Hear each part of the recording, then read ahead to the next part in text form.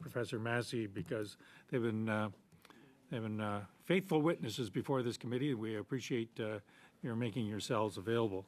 So with that, I'll just call on Professor Hubert for his opening 5 minutes. And I'll bang the gavel just for the sake of banging the gavel. Oh. Well, thank you very much. I very much appreciate the chance to appear before the committee to share some thoughts on the most recent attempts to develop a Canadian defense policy. I'd like to begin by, first of all, stating what is good with the policy. And the first thing, of course, is the clear recognition and identification of the threat. In Canada, we've had a bit of a tendency to try to soft pedal what some of the issues are, particularly when we are thinking on the geopolitical threats. Many of the challenges that are in fact identified within the defense update have their genesis in the period of around 2005 to 2008. So it is both timely and important that the very dire nature of the threat has been identified.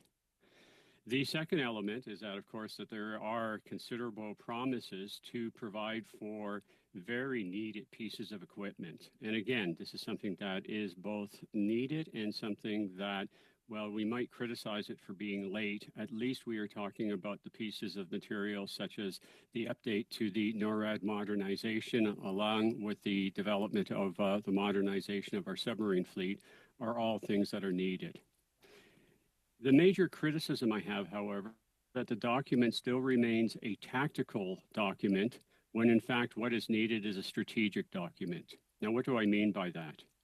Well, again, the document itself talks about the different pieces of kit that we will be getting. It talks in great details in terms of what are some of the new pieces of equipment that are needed to meet the new geopolitical threats that are identified, and specifically the threats posed by Russia, China, and Iran.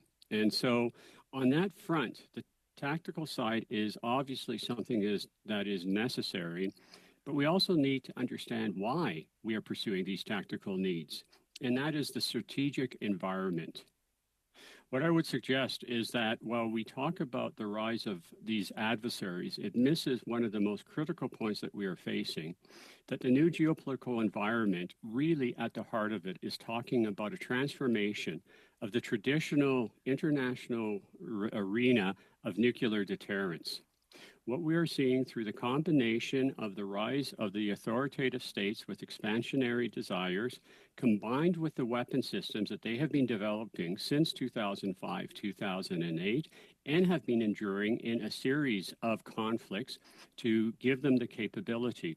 For example, when we talk about the various wars with the Russians in Georgia, the Ukrainians and Russia, we really should be thinking about it in the context of the Russian war beginning in 2008 against NATO, because that is really what it is. Now, the most important point, and this is the one I want to have the committee really focus on, the actions of the Russians, Chinese, and increasingly the Iranians represents a modernization of both their nuclear capabilities, delivery systems, and most chilling, their policies. When we go and examine what they are talking about in terms of hypersonics, the stealth, the speed, the disruption of our political will through social media attacks, really what we are talking about is a consideration of these enemy states to not only continue in terms of the maintenance of nuclear deterrence, and that still remains a critical part for the forces of all three countries, but it is also their ability to increasingly talk and have the ability to launch a strike using nuclear weapons. The last point, as Canadians, we have to be very aware of, and it's something that we always sidestep around. Because of this changing nuclear environment, the Americans are very much engaged. The Americans are about to begin, or let me correct myself, have already engaged in a $10 trillion modernization of their nuclear forces. We know that they are building a new nuclear missile carrying subs class. They have a new bomber, the B-21, and they have new missiles that will be replacing the Minutemen, the Sentinels. All of this is to say, if Canada does not begin thinking strategically, we run two major risks. We run the risk that we are the weak link in regards to our enemies. If they see us as a weak link within whatever format that they are thinking in terms of the possibility of a nuclear exchange, that places all Canadians at risk. We also have the second problem that we must be aware of is the moment the Americans believe that we are also part of the weak link, that will be very detrimental, not only for our security, but also for our economics and all other of the special relationships with the Americans.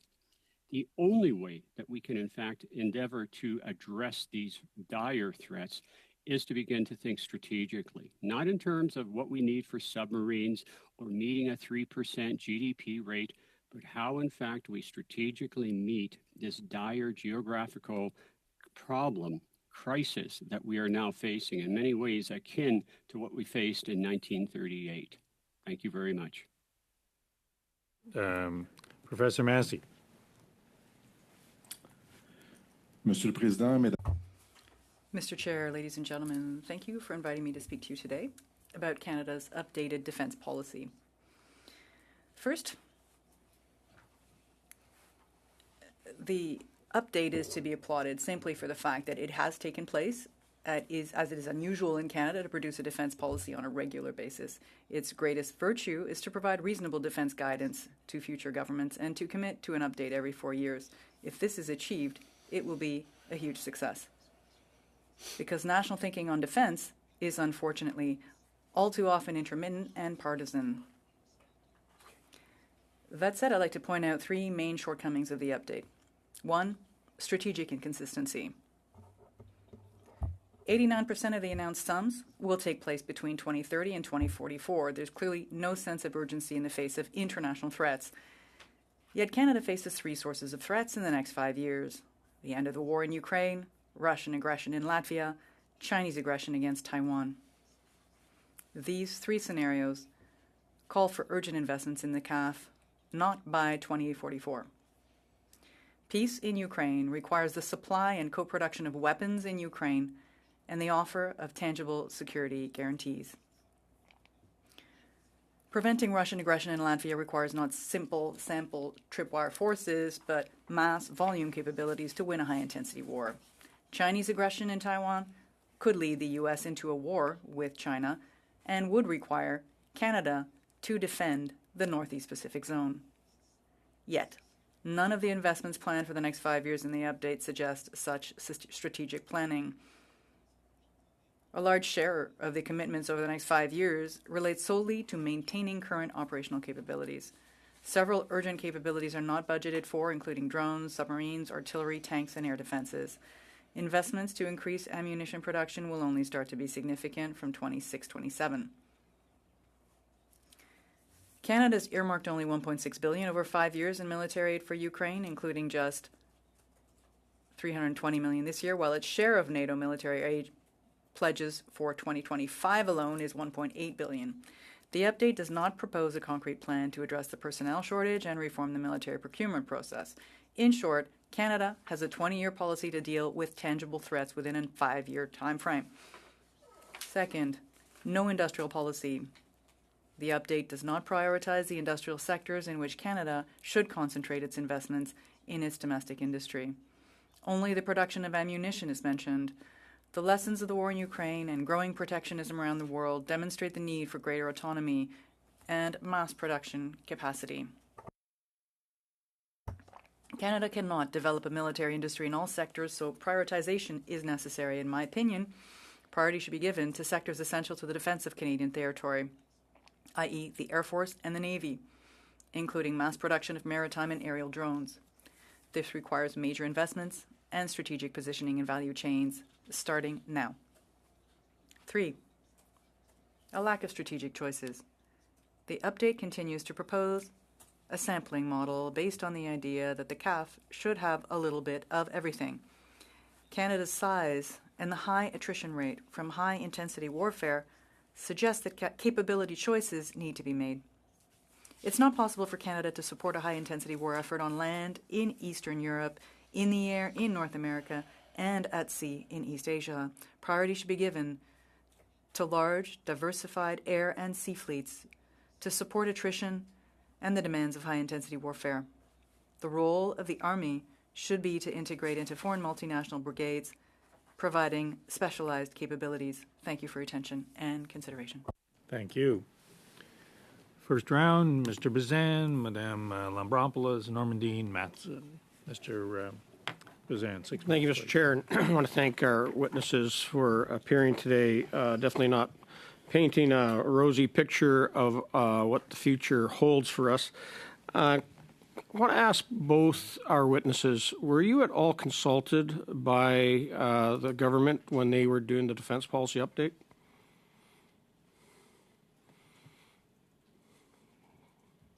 That's to both of you. Yeah, no, I wasn't. I took part at some level of discussions, not formally, but because I'm the co-director of Mines Program Network. And so I had some encounters with people crafting the policy, but no direct consultations. Okay, so other than knowing people that were actually in the department writing the policy, the government didn't reach out to you for your actual input. Now we are hearing that the government, they keep saying we're going to hit 2%, even though there's no budget for it. It doesn't show up in the defense policy update. It was announcements that were made in Washington during the NATO summit. And of course, they're trying to save face. And every time that it's been asked if they could share the math on where they're going to increase it, they've been hiding behind cabinet confidences.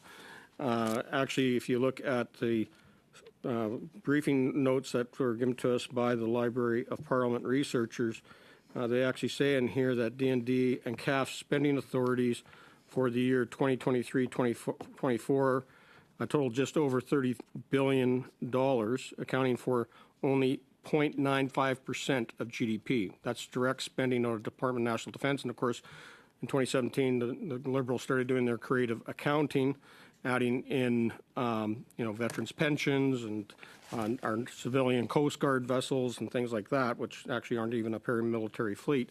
So that's the only way you can pad the numbers up to 1.3% for that year. So with the limited financial resources that are being invested, and you talk about strategic planning, where does air defense fit into this? Especially, Professor Hubert, you talked about the nuclear threat, the missile threat. So where does Canada make those investments and in that list of prioritizations? That's an excellent question. Because again, when we think about the new nuclear environment that we are in, where increasingly the indications are that we are moving from strictly one of nuclear deterring, that is to stop a nuclear exchange ever occurring because the mutual assured destruction scares everybody from acting, to one where people are saying, how do we actually do it?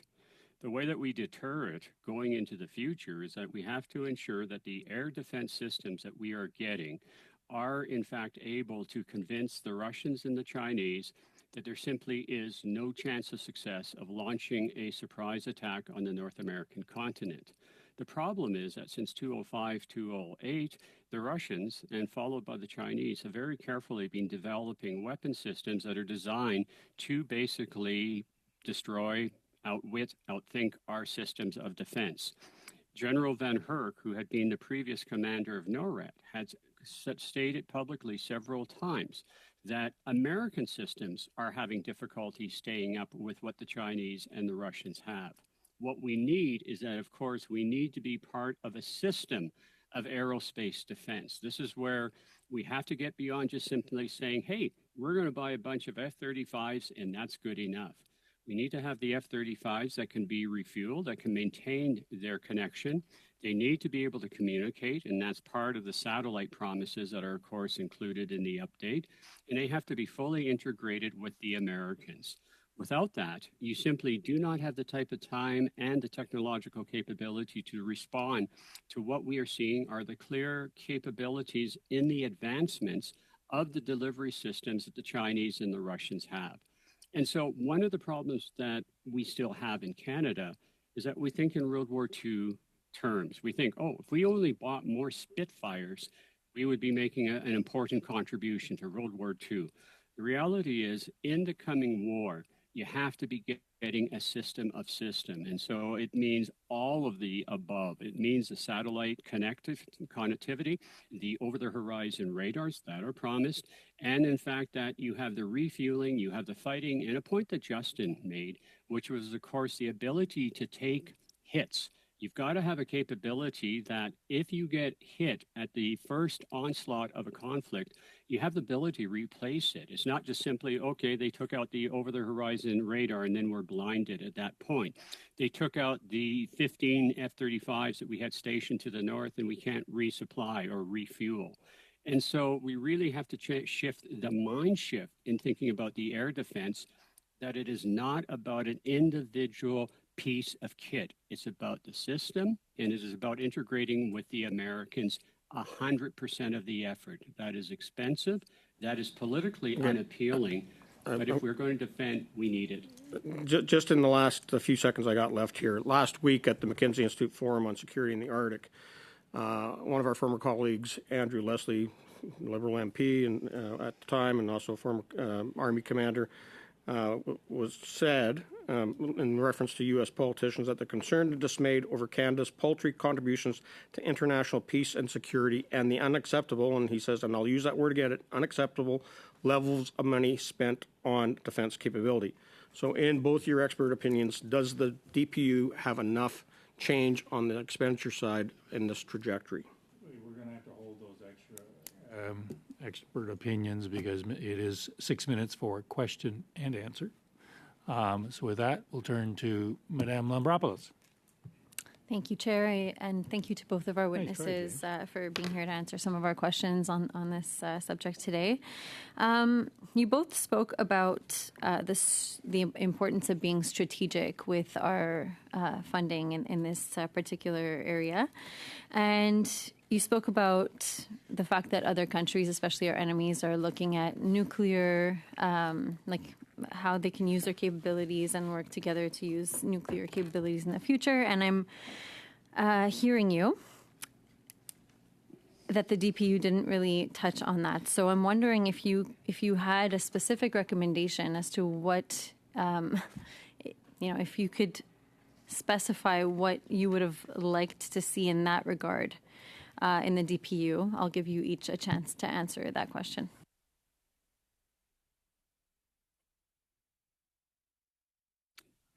You want to begin, Rob? Yeah, sure. I mean, in terms of what we needed within the document is the acknowledgement that we are not just talking about numbers. I mean, we have this in Canada, we have fixated on the 3%. When in fact, if you really look at what our allies are asking us to do is to be prepared to fight a war. The 3% is the political answer to make sure that governments are in fact doing something. But if we look at all of our European allies, really their defense policies are about how are we going to engage in the fight. Now, what you asked me specifics for what we needed in it, we needed some discussion of the fact that we will probably, with all probability, be facing a real shooting war that may or may not involve nuclear weapons. Do we have the ability to mobilize? Do we have any indication that we have learned from our hard experience with COVID in terms of how do we actually have lessons learned, how we mobilize the entire population? Do we have the ability to basically provide more people when people are in fact killed on the front? Do we have the capability of providing the necessary munitions? What happens if part of North America actually suffers some form of hit, either conventional or nuclear forces? None of this is brought forward because we hate thinking about it. But the probabilities are, if you don't start thinking about it now, our enemies will think that we're not thinking about it and we will not be prepared. Monsieur De mon Mercier, côté, oui. Donc, 3 éléments. For my part, 3 aspects that I mentioned. Over a 5-year period, we would have needed to invest far more urgently in air defense and drones. This is a capability that will take far too long to acquire, facing a conflict that is on the way. The lack of an industrial policy, there's no consultation as to, okay, this is in what sector we will be developing this capacity, the capacity that we sorely need. And then the issue of making choices The idea of wanting to do a little bit of everything and not making that tough political choice, that is to prioritize defending Canadian territory rather than having forces that do a little bit of everything everywhere. Thank you. Either of you come across in your research, I guess, ever since the DPU was announced, how our NATO allies are receiving the DPU? I mean, you've spoken a little bit about what they would expect to see, but has there been any concrete commentary or anything that's been put out there on how they've received it? Moi, dans mes relations. As far as my relationship with people from NATO, what I've understood is that they were reassured that finally Canada does intend to reach that 2% target, but 2032 was something that they might have pulled out of a hat. There doesn't seem to be a concrete plan to get there, and Canada's credibility is weak because this is a commitment that is over 10 years old, and it's hard to reach that goal in the short term. So in that sense, these are empty words if it doesn't actually bear fruit. And the plan announced last April is a plan for 20 years and doesn't really just engage this current government, but future governments. I haven't heard and seen anything written, and that's led me to a initial hypothesis that we are becoming increasingly irrelevant to the thoughts of our allies, and I would include our friends in the Asia-Pacific region. If, in fact, that we had not developed a habit of saying good things, and we can say that the strong, secure, and engaged made a whole host of very important promises that, if acted upon, would have been very useful. The update that we had back in 2022 about modernization and the subsequent documentation, what this has led me to conclude is, since I'm not hearing anything from my contacts within NATO, is that Canada is simply devolving itself out of any consideration. Okay, thank you for those responses. Last question. How many? Okay. Yeah, the pressure does not help. I guess you spoke a little bit about the fact that Canada will be seen as a weakest link, and I guess I'm asking you, like, if there are other countries that are doing a lot better. Of course there are, but would you consider us currently being the weakest link? Same way Mr. Bazan was treated, which is it's 6 minutes for a question and answer. So I'm sure that both of you are very skilled at working in responses that may or may not be that direct. Madame Normandin, 6 minutes, s'il vous plaît. Thank you, Mr. Chair. I'll start with a question for you, Professor Massey. In an article that you wrote in 23 called Parliamentarizing War, you mentioned that Trudeau and Harper governments have tended to go to Parliament before launching missions, unlike, let's say, Mulroney, so as not to be blamed for missions that go south. Before you can identify these problems, you have to identify the cause. In the three shortcomings you mentioned as to the defense policy update, is it because there's a fear of the public not approving? Is it because we're not taking these threats seriously? Is it because we're not prioritizing where we need to spend our money in the government? Are there reasons that support these shortcomings? There are political reasons, but not capability issues. In theory, we should be able to make the same choices as a country like Denmark can make. It's a small country. It's really a political issue. It's as though we're subcontracting the thought process to our allies. They'll decide for us. If they decide to go to Iraq, we'll go. If they decide to go to Afghanistan, Iraq, or anywhere else, we'll go. So this lack of a thought process. Second, there's the issue of what's happening in the PMO. The fact that this is clearly not an important issue for the leader is that it doesn't get to the top of the pile, and it's sort of addressed when there's intense pressure from allies without actually thinking of what's necessary to defend us and to reach our commitments. And that is problematic in terms of Canada's influence globally. We sign documents, we make big statements, but there's no follow-up. And that is very harmful, not just when it comes to defense, but on every other foreign policy issue. If you're facing a future American administration and you say, we don't have any plan to get to 2%, just, believe me, and we hope that by 2032 we'll have submarines. It's impossible given how long it takes us to make decisions here and to acquire anything. In the negotiations where we would want to reduce, let's say, tariffs on the part of American administrations, then we don't have those tools. This underinvestment is having an effect on our credibility internationally. Because you're addressing submarines, the update dates back to the spring. The announcement as to the submarines was mentioned during the NATO summit. Buying submarines is a complex matter, and it's not something that can be done willy-nilly. Is this something also that makes us lose some credibility, the fact that these announcements are made flippantly in this way? Or could there be our enemies like Russia saying, okay, the Canadian government intends to increase surveillance, and then perhaps they might pull back from exploring the Arctic? I mean, what would you say to that? As to the submarines, as to whether the Russians and the Chinese think about this, I guess we'll see in 15 years we'll change our behavior. But over the short term, I think China is concerned about other issues other than Canadian submarines. And as you know, Russia's also quite busy. I don't think it'll have an effect on that level. It might affect our allies that, okay, there seems to be an interest on the part of Canada to invest in this capacity. Maybe there's a link between these decisions, but again,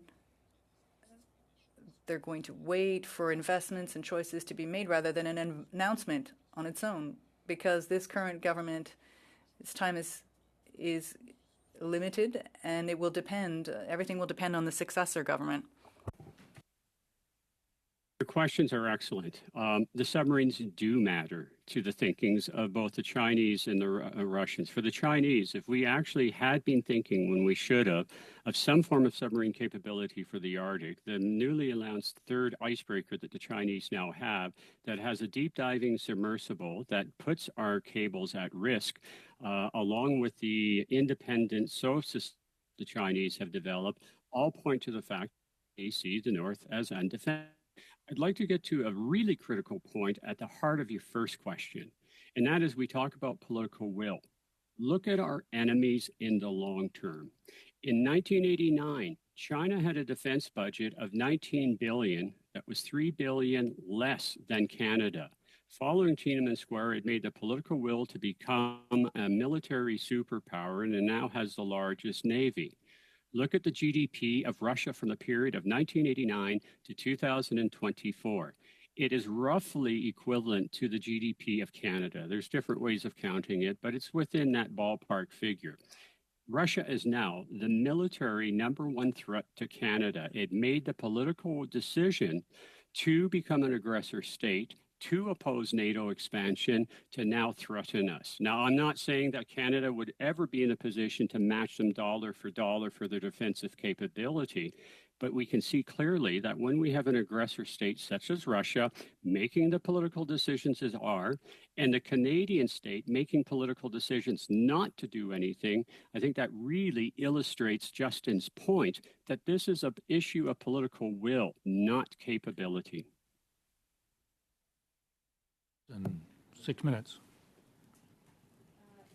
This is for your appearance today. Professor Massey, I wanted to talk to you about the DPU in terms of the fact, it talks a lot about the relationships that we have in the defense industry.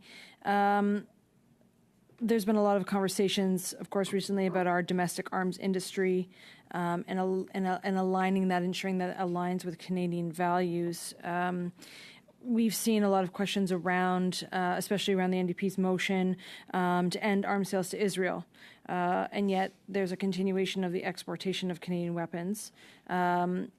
can you talk about how the DPU could have been used or should have been used to align better our Canadian values with our own arms sales strategy, and also in terms of international humanitarian law? Je pense que les Canadiens valorisent.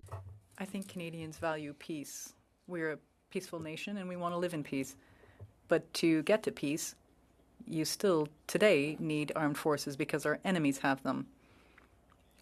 I think the Ukrainians would have liked Canada to help them before they were invaded, rather than to receive some equipment, that non-lethal equipment that we provided before the invasion. And in that sense, we have to align our humanitarian values. We need to understand that in a world where states with a nuclear capability want to invade their neighbors, the idea of having, speaking in nice terms is not enough.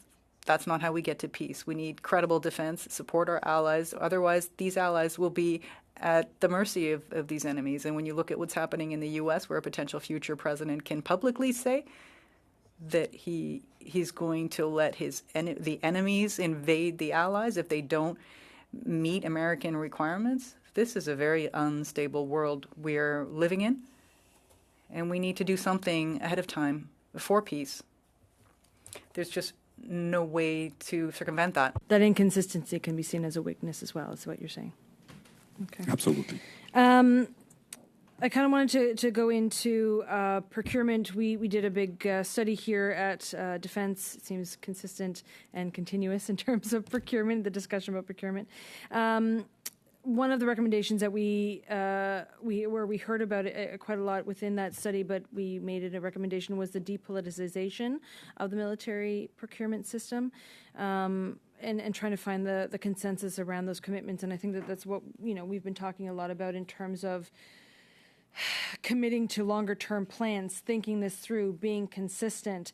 So can you talk about that in terms of what we need to do in a time where everything is politicized, how we work to depoliticize that longer term planning? Is this for me or Rob?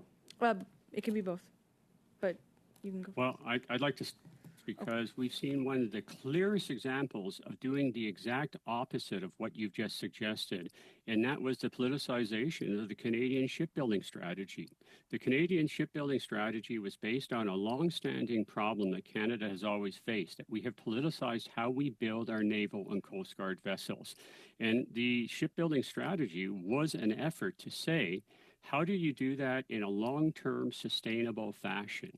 And the conclusions, their public conclusions, they were applauded by both parties, was that, in effect, that if we want to keep it going, we have to train 2 shipyards. We have to pick 2. That's all that we can sustain economically, and we have to keep them going. Of course, we know that for what many have argued are very political reasons, a 3rd shipyard was added into the mix. And of course, we're right back to where we started, that eventually we're building a whole bunch of ships now. So we're going to get there. For example, Davis is doing a great job with the building of many of the Coast Guard vessels that are absolutely necessary. And so the short-term and political payoffs that come in from jamming everything at the front means, again, we're not going to have in the long term that shipbuilding capability, that we haven't given Vancouver enough time to learn how to do it and how to proceed with all the mistakes that come in with that.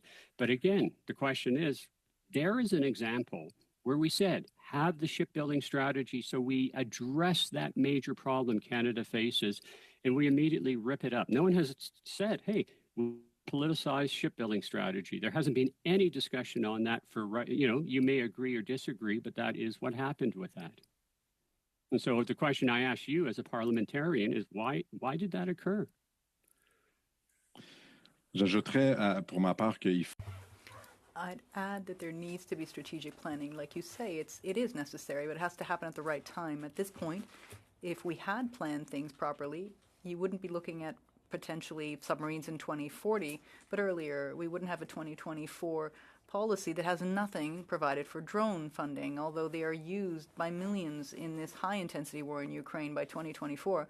We will consider perhaps maybe getting drones, surveillance and attack drones, that just makes no sense to me. We need to have a strategic planning approach and make decisions immediately also, so we can have the capacity in the right time frame dealing with the right threats. And just to pick up on something that Justin said at the beginning, remember he said about the point that we weren't providing to Ukraine at the initial phases. Remember, the Ukrainian war does not start in 2022. It starts in 2014. Official Canadian policy is that we were not going to provide lethal armaments to Ukraine. And again, if we looked at the Russian behavior from 2008 onward as an expansionary action against NATO efforts, the policy of not sending lethal capabilities, how is that in line with the protection of Canadians? And I would say that that is the most important value we're gonna have to leave all it of us there. have. Thank you. We're now on to the 5-minute round, starting with Ms. Gallant. 5 minutes, please. Dr. Hubert, does the DPU have sufficient funds set aside to accomplish the system of systems and redundancy you described? That's easy. No. What did he say? No. And No. there's no political will to be a reliable defense partner because there's no public perception of a probability of being hit on our territory. How do we mobilize the entire Canadian population so there is the political will to have our government do something about defense? That's an easy question, actually. And why? Because I'm an old enough individual to have been studying environmental security threats to remember the time when the whole idea climate change and the existential threat that it poses to Canadians was even considered. It wasn't in the literature, it wasn't in the political discourse. There is an appreciation of what climate change from the period of basically about 1990 onward means as a threat to Canada.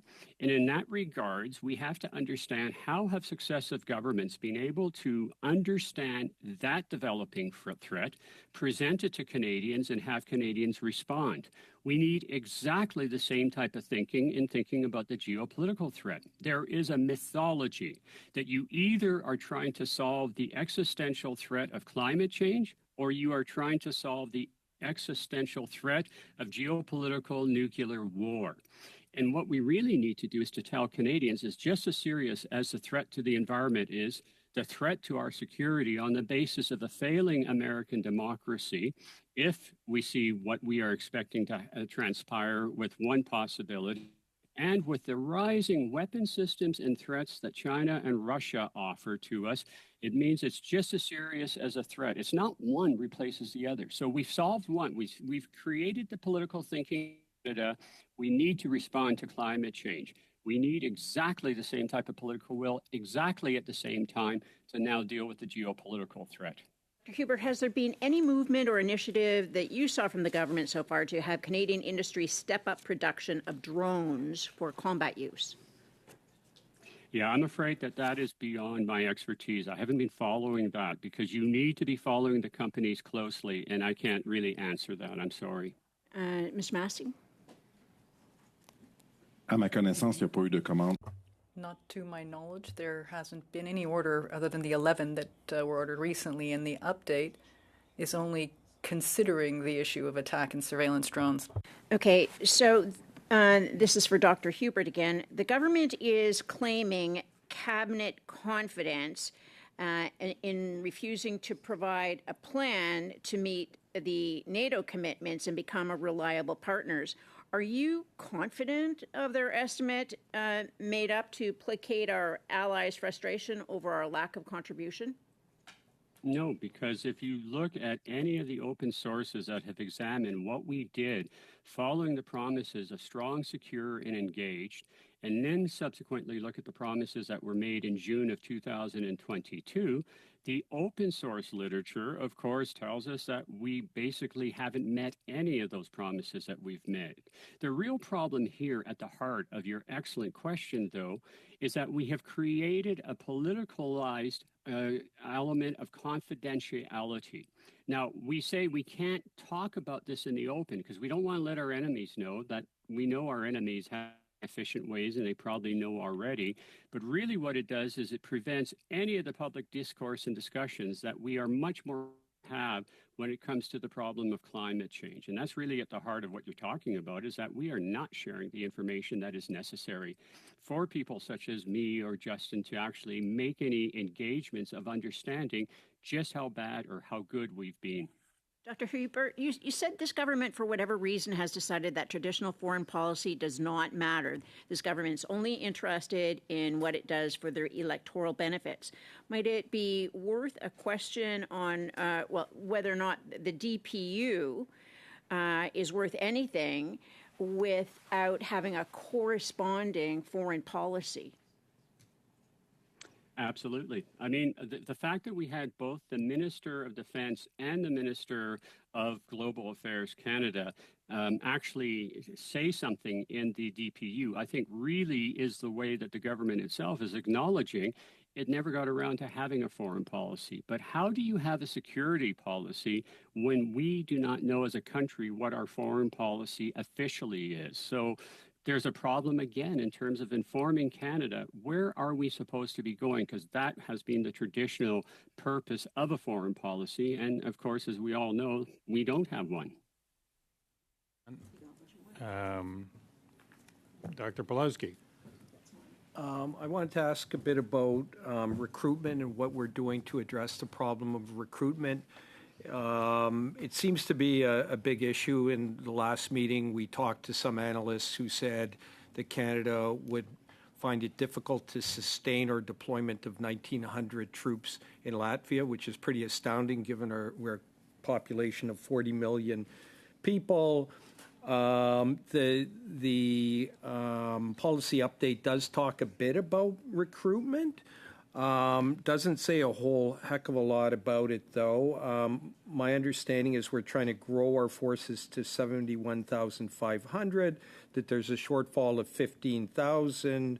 Minister Blair says 16,500. General Eyre says we need 30,000 more military personnel. And yet, if you look at our recruitment for 2023, 2024, we had almost 71,000 applications and only 4,000 were accepted. Moreover, when it comes to people with permanent residence status, they had 21,000 applications and 76 were accepted. Now, in the report, it mentions something about a couple things, no new probationary periods, reevaluating the medical requirements. How big an issue is this, and what do we have to do to address the issue? I'm not sure which of two of you to ask, but if both or either of you could respond, please. Je peux commencer si vous le permettez. I can start, if you will. That's a major issue, because regardless of how much equipment we're prepared to pay, if there's no one to operate that equipment, it's completely useless. So personnel is at the heart of a policy.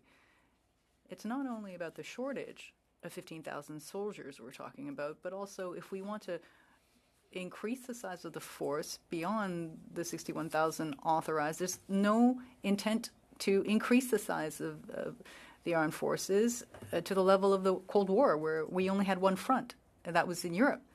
And now we have two fronts, perhaps three, to deal with: Arctic, Europe, and Asia Pacific, with fewer forces than we had in the past. This shortage does not seem to be taken seriously because, as you noted, the update in actual fact does not include any projects to increase the personnel, and we're not really sensing any urgency to increase the members in the forces. And unfortunately, I fear that this is a more difficult problem to solve than to simply inject more money into national defense. Mr. Hubert? There are three things that are at the heart of your question, sir. The first thing is, of course, is that your statistics speak for it. We have Canadians that want to join the forces. And furthermore, the more successful we are for actually addressing those who are willing to step forward and say, I want to come in, we know that there's a multiplier effect, that once they actually successfully get in, they talk to their communities, and their communities start saying, hey, that's a pretty neat job that you have. Maybe that's something that I want to do. So that existing number that you quote us is in fact an indication that it's not a problem of reaching Canadians. It's often portrayed, oh, well, we have to allow people to have long hair, or we have to, be relax the dress codes or anything. That's not the issue. Let me be very clear on it. We have the people stepping up to do it. The problem is getting them past being willing to. There's two problems. First one is our forces are stretched so thin that we can't dedicate the necessary personnel to be able to say, okay, how do we bring these people in? How do we train them? Antidotal, I have a number of students who apply to join the military. They sign up and they pass the medicals and everything. And then they're sitting for a year or two before they get the call back. And once again, I don't know if that is indicative of everyone, but I have talked to enough students to think that this is a serious problem. The second element, of course, is that I think that we have allowed perfection and fear of failure, i.e. letting the one or two bad apples in, mean that we have to have such a perfect system that we're not willing to recognize we need numbers. So we need a system that says, you know what, instead of being perfect, instead of having everybody screened and examined so carefully, we've got to loosen that up and accept the risk that comes with it. Because I would argue it's much more important to get the numbers up, to have that sustainability, to get those communities involved, than in saying, oh, we had that one person that the Ottawa citizen said, oh, that is a military person. How could the military ever allow that one individual in? And I think that we have to change the mindset on that, and we have to do it right now. Thank you. 2.5 minutes. Merci beaucoup. Thank you very much.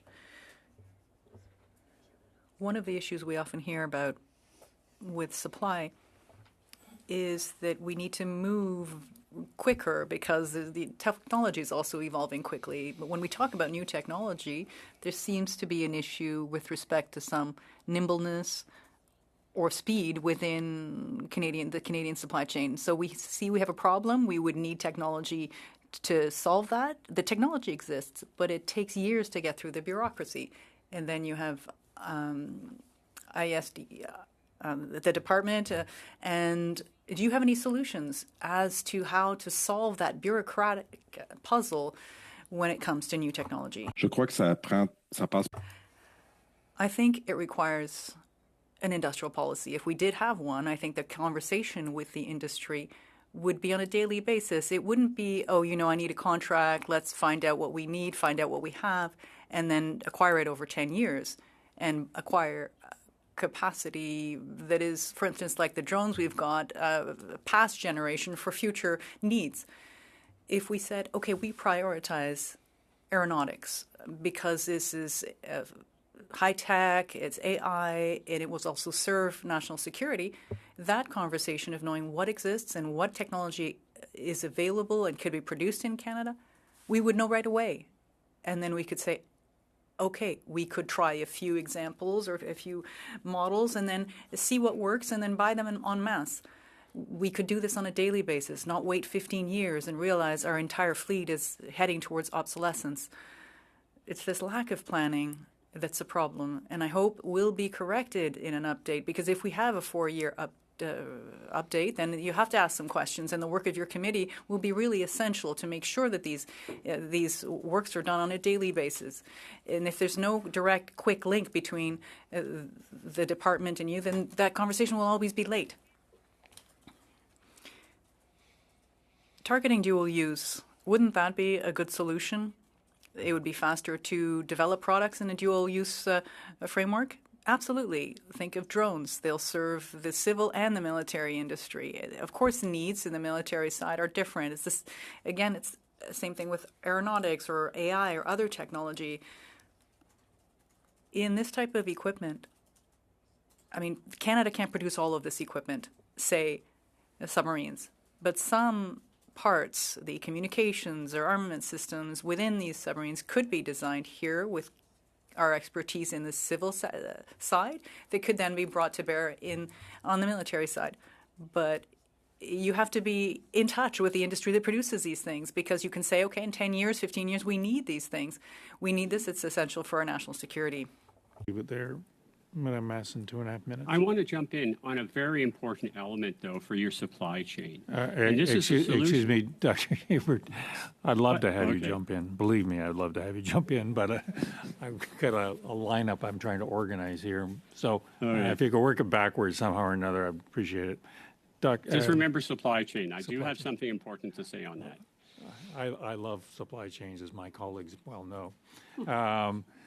Ms. Masson, 2.5 minutes. I'll tell you what, if I can make it work for you in supply chains, I will. But I did want to follow up, Dr. Miller or Dr. Hubert, on your point, and you said about that taking in more people and taking the risk. I am concerned, though. I mean, we certainly have seen in terms of that environment within the armed forces that one bad apple can. And it's more than that. When we know it's more than that, but they can hurt a lot of people. They can hurt their coworkers. They can do a lot of damage. And as the overall employer or the entity, the institution that provides that ability, how do we navigate that? And then after that, maybe you can talk about supply chain. Sure, absolutely. It's not an either or in terms of we either have a perfect system or a complete open system so that we're thugs, Hell's Angels, and the type of individuals that you are describing. But also keep in mind, and we always forget about this, within the forces, we do need individuals that we may say are bad apples within a general society, but we are looking for people that are willing to kill. I mean, that is the essence of what a military is doing, and that's a very different type of personality than we have in common society. This is a distinct, if you're in my class, I'd say that's what Clausewitz tells us in terms of the actual essence of how you conduct war. On the supply chain, since you've been so kind to give me the time, you guys have the solution. You really want to understand how we can improve supply chains in Canada? Push all governments, including provincials, have a royal commission on what we did right and wrong on COVID.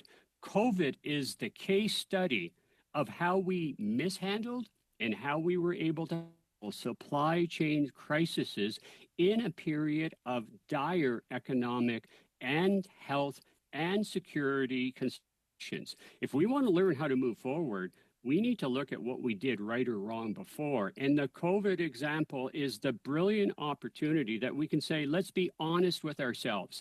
Where were we able to keep the supply chains going? How did we get the vaccinations? How did we get the necessary drugs? Where did it fail? The moment we understand in an open and honest fashion that is not being politically trying to hide political mistakes, if we were to address those issues with a royal commission that was open, we would be able to really situate ourselves going into the future. Mr. Allison, 5 minutes. Thank you, Chair. Thank you to the witnesses for being here. So I'm going to talk a bit about artificial intelligence, and maybe just for one question or two. And part of the DPU, one of the three defense and security challenges affecting both domestic and international security are those new and disruptive technologies that are out there. I think some of you guys alluded to those in your opening remarks. Minister Blair made an announcement on artificial intelligence in the Canadian military a few weeks ago. So I know it is definitely a big disruptor in business. It'll be a big disruptor, and it is already in when it comes to security. So I guess my question is, any thoughts on whether the government's doing enough to harness the power of AI as it relates to its potential in the defense sector? De manière générale, je répondrais non, parce que Generally, I would say no. The rate of productivity in the country is one of the lowest of the OECD.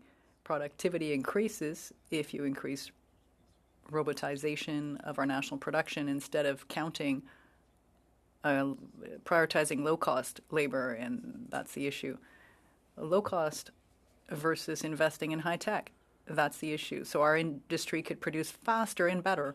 That's the one side of the coin. And the other side is that, yes, we'll need autonomous weapon systems that are produced by our enemies increasingly, and we'll have to go beyond.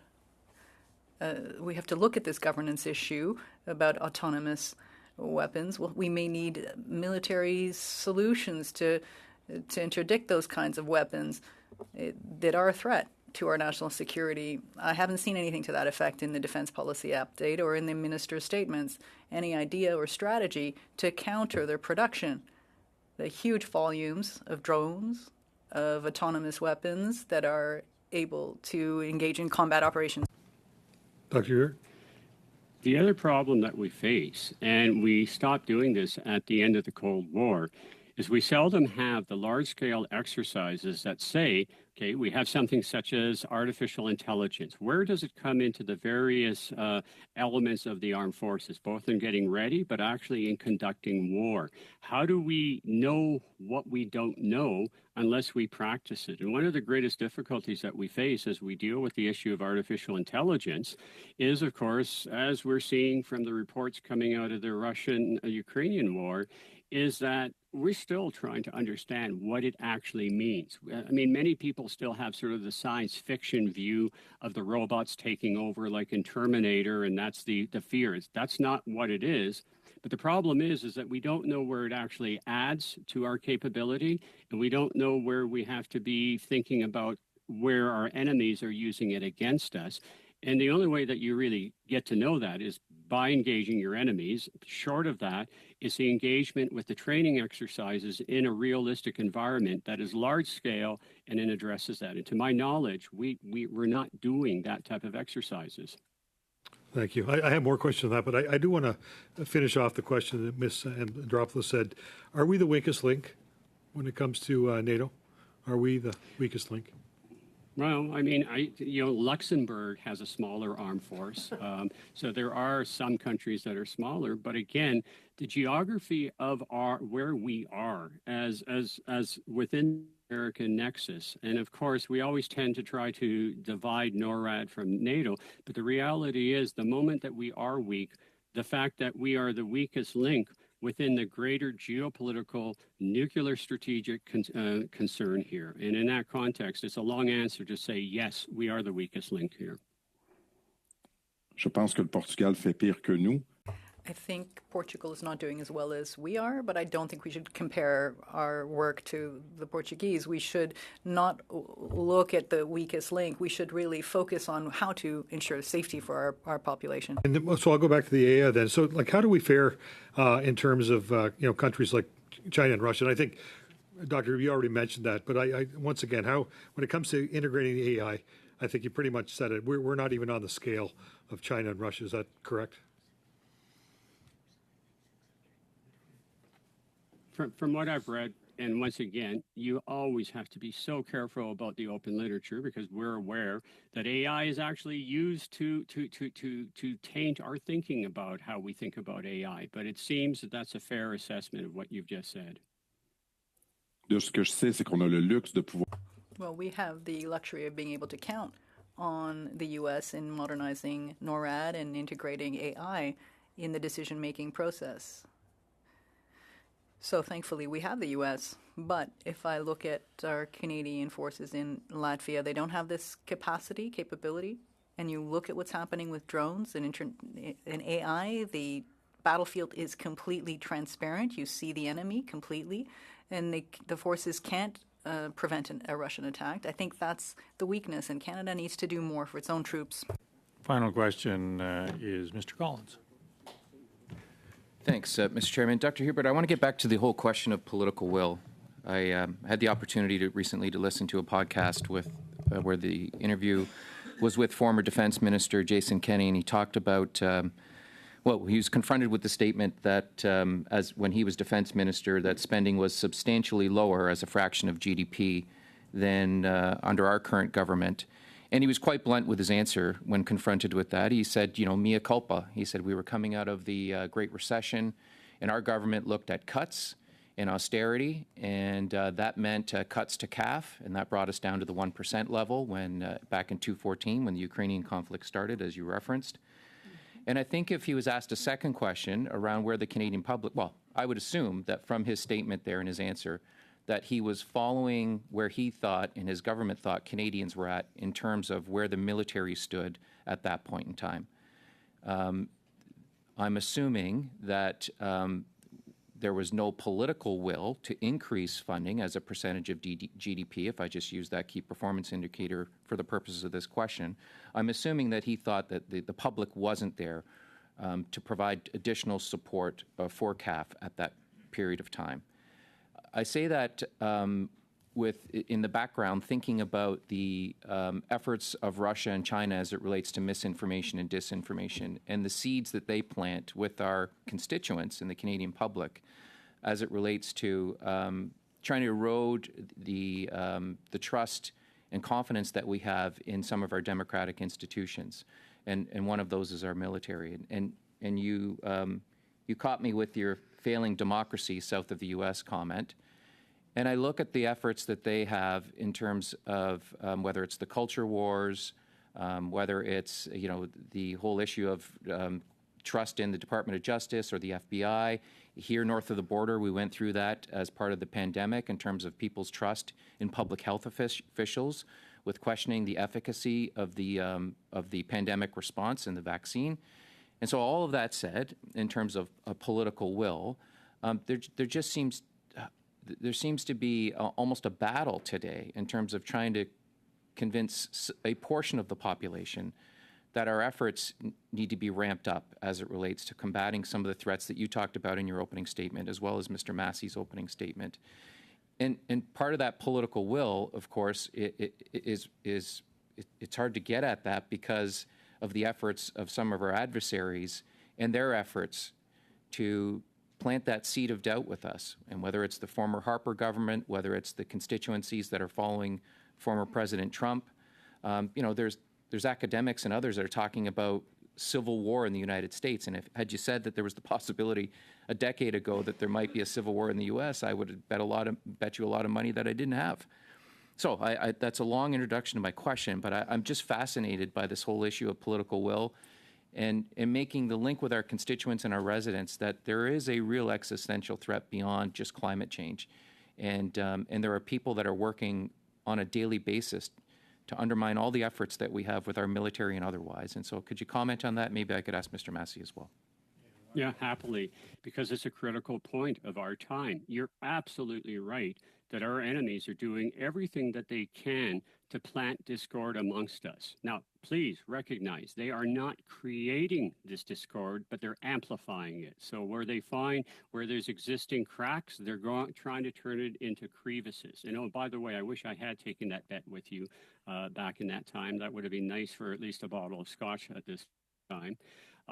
But the reality is, we need leadership. We need people such as yourself and your colleagues basically saying to the Canadian public, there is a threat. Now, I'll give you the one example where we saw it actually work. Canada had always heard political elites that we were peacekeepers. We never talked about the 171 peacekeepers that lost their lives in the various exercises. In other words, that was one of Canada's dirty secrets. I tell them, that there were 107 that were killed in some form trying to keep the peace, be it in Cyprus or wherever. When we had the 4 killed by the American forces in Afghanistan, and when the government made the decision, we're going to be open about their deaths. We're not going to just sort of bring them home through the back door as we 172, and we had a public acknowledgement of their sacrifice to what the Canadian response was. Remember the way that Canadians lined the highways. Notice the domestic, the cities changing of roadways to honor the 4 that had lost. And we paid attention to the 151 Canadians that were killed in Afghanistan. You guys can change the dialogue, the political will to bring and the political issues that you always prioritize. If you also take the time to say to Canada, hey, there is a nuclear war coming and we need to be paying attention and our enemies will be trying to tell you differently, you guys hold that in your hand. I mean, not to put it too fine of a, we saw that in Afghanistan. You guys can do it again, but that is really where it come from. Thank you. Unfortunately, I know we're at an end, and I think it was an important question. Dr. Massey, do you want to just add a few thoughts before we close off? Yes. Voilà, très rapidement. Very quickly, thank you, Mr. Chair.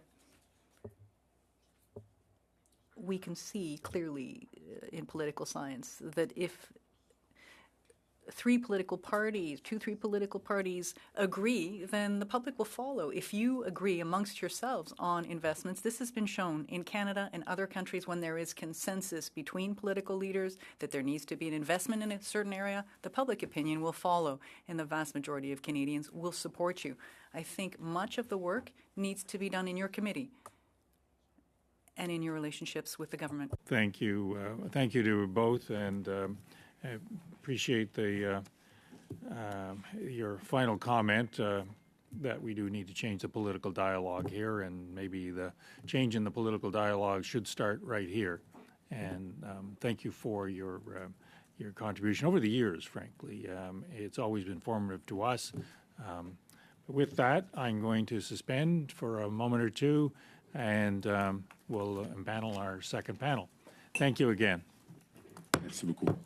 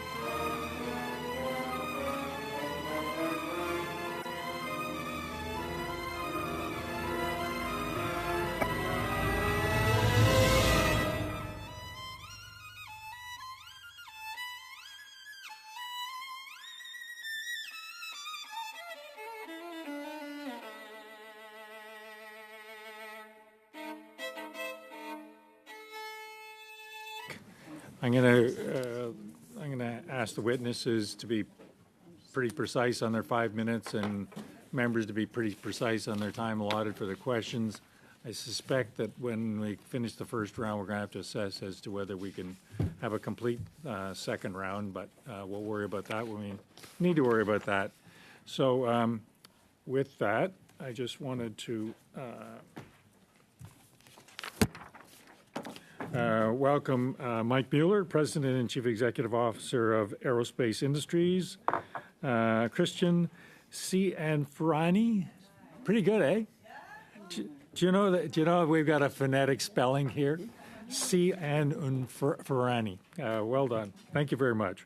President and Chief Executive Officer, Canadian Association of Defence and Security Industries, and Brian Gallant, Chief Executive Officer of Space Canada and host of a brilliant event last night. So I'm going to ask each of one of you in no particular order. We'll probably start with Mr. Mueller for a 5-minute opening statement, and then we'll go to our first 6-minute round of questions. So, Mr. Mueller. Well, thank you, Mr. Chair and members of the committee for the opportunity to be here today. Before I begin my remarks, I want to recognize the Royal Canadian Air Force and their 100th anniversary this year. I want to acknowledge and thank all currently serving members and also the veterans of the RCAF. Many veterans are currently employed within industry, and their experience is so valuable. I often say that while the Canadian aerospace industry is amazing with the products we produce, but in reality it's about the people, and I think the same can be said about the RCAF. Speaking of people, our aerospace sector contributes approximately 218,000 jobs and nearly $29 billion in GDP to Canada's economy, with defence accounting for 25% of that. Turning back to that relationship between industry and the Canadian Armed Forces, to quote the current NATO Secretary General, "Without industry, there is no defence." This underscores the importance of working closely with our aerospace defence sector as a strategic asset for Canada's defence.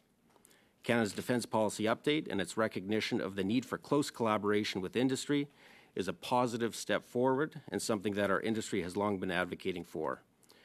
We are seeing this kind of relationship in places such as Australia, where they not only have a policy, but an industrial strategy. This is the next step that is required here in Canada. The last time I appeared before this committee, I made several recommendations, including building stronger, meaningful, and strategic partnerships with industry through ongoing and sustained engagement, working together early, often, and regularly to help develop the requirements that ensure capability relevance for current and future needs. I am pleased to see these recommendations and our language woven into the DPU. However, while the DPU lays out a high-level framework, it lacks concrete steps as to how the goals and objectives will be operationalized. In my view, the best way to ensure this is through the development and adoption of an aerospace industrial strategy for Canada that includes defence. And we're pleased that the government and Minister Champagne has committed to this development.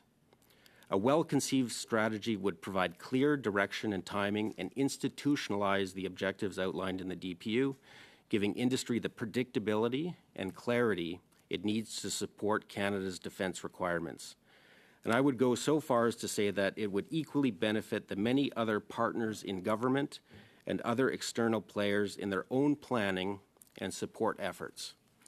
By institutionalizing this partnership between government and industry, and this includes the small and medium-sized businesses here in Canada that often feel overlooked by the Department of National Defence. Not only can we address current pressing areas with NORAD modernization and NATO's 2% defence spending, but look beyond to foresee, plan, and prepare for the new challenges on the horizon. We welcome the additional $8.1 billion in funding over the next 5 years and the long-term commitment of $73 billion. But like many, I am concerned about the government's ability for timely procurement and are concerned about the significant cuts to the defence spending to the tune of $1 billion. While the investments and initiatives are critical for Canada's readiness in a rapidly changing global environment, we need a clear roadmap and industrial strategy. It's also important to stress that this is not a partisan issue. The future of Canada's aerospace sector and our ability to protect our nation's interests and people are matters of national security and economic prosperity. We need a clear strategy that details how and when investments highlighted in the DPU will be implemented. NATO's 2% defense spending commitment and NORAD modernization is front and center as a measure of commitment by our allies. While the DPU acknowledges this, it lacks the urgency and concrete actions needed to meet these targets. Investment and commitment must start now. As I said before, we need political leadership to lay the foundation for today and for the future of all Canadians, and I encourage all parties to make this a priority. In summary, the DPU is a start, an encouraging start, but we must ensure it is operationalized effectively. An aerospace industrial strategy will be key to achieving this and institutionalizing the goals and objectives. AIC and our members look forward to working with the government and Parliament to ensure that the objectives laid out are met and that Canada's aerospace sector remains a pillar of our national security and economic prosperity. Thank you, Mr. Chair. Thank you, Mr. Miller. Madame Cian-Fiore. Thank you for inviting me to speak about the government's defense policy update. CADC is the national voice of the Canadian defense industry with more than 700 members. These companies have a significant stake in Canada's defense policy. Today, I'd like to make 2 points about Our North Strong and Free. First, we were pleased to see a section entitled Building an Innovative and Effective Defense Industrial Base and the commitment to change our approach to working with industry innovators and researchers, moving away from transactional approaches for acquiring capabilities to sustained strategic partnerships founded on transparency and trust. The policy also acknowledged that building up Canada's defense capabilities must include building up our defense industrial base. The Canadian government has long been an outlier internationally in its unwillingness to work in partnership with its domestic defense industry. Our North Strong and Free suggests a new willingness to fundamentally change the way D&D, the CAF, and Canada's defense industry interact. Moving from words to actions is a challenge that we enthusiastically embrace. Recently, we submitted a proposal to the government on how to structure and institutionalize the defense industry government CAF relationship to meet both domestic and NATO industrial requirements. We look forward to working both with this government and future ones on this issue. The government's change of approach, hopefully, also reflects NATO's current agenda as allies implement the Defense Production Action Plan, or DPAP. The DPAP is anchored in the recognition that radically increasing defense industrial output across all members is now core to NATO's strategic concept and to deterring Russia. A strong, resilient defense industrial base is a new element of NATO burden sharing. The Washington Summit further expanded these commitments through the NATO Industrial Capacity Expansion Pledge, also known as NICE. So, on industrial cooperation, the government seems to be headed in the right direction. On defense funding, however, Canada remains a laggard. As Our North Strong and Free was drafted, we witnessed unrestrained brutality and territorial ambitions from Russia towards Ukraine. Leading experts repeatedly say that if Russia prevails, other European democracies will be next on Putin's hit list. The NATO 2% of GDP defense spending requirement agreed at Wales in 2014 and reconfirmed last year at Vilnius has now become an imperative rather than an option. But you wouldn't know that from the funding the government committed in Our North Strong and Free, $8 billion over the next 5 years. The Parliamentary Budget Officer estimates that it would take nearly double that amount per year over several years to meet NATO's 2% target. The disappointing budgetary commitment also implies that Canada hasn't accepted our own Arctic sovereignty is threatened by Russian and Chinese ambitions. It suggests that Ottawa believes our allies will come to our defense when we have no intention of coming to theirs. Worse, we have the bizarre situation where the government is giving money to D&D on one hand and taking most of it away with the other. And what I'm referring to here is the Treasury Board-led professional service cuts, which amount to between $800 to $900 million annually targeting D&D. These cuts will further undermine CAF operational readiness by reducing essential professional services that were contracted out to industry, in part as a long-term cost-saving measure. Fixing these financial shortcomings is core to the integrity of Our North Strong and Free.